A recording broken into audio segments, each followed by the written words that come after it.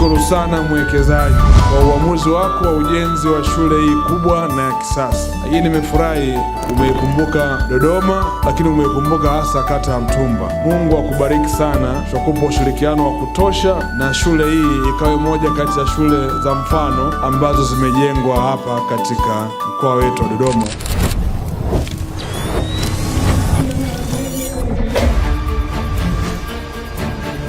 Vision yetu tunataka kutengeneza kitu kama kijiji ambapo ndani yake kutakuwa pia na kituo cha michezo cha watoto, kuwa na hospitali kubwa itakayohudumia watu wa ndani na nje ya nchi. Lakini pongezi zingine zitoe kwa serikali ya mtaa kwa sababu walimpa ushirikiano wa hali ya juu. Spring Hill Academy iwe ni shule ya mfano, naamini iwe ni chachu, iwe ni tanuli la baadaye kuja kutoa viongozi. Huduma zetu ni nzuri sana na za uhakika sana. Makofi mengine mengi sana.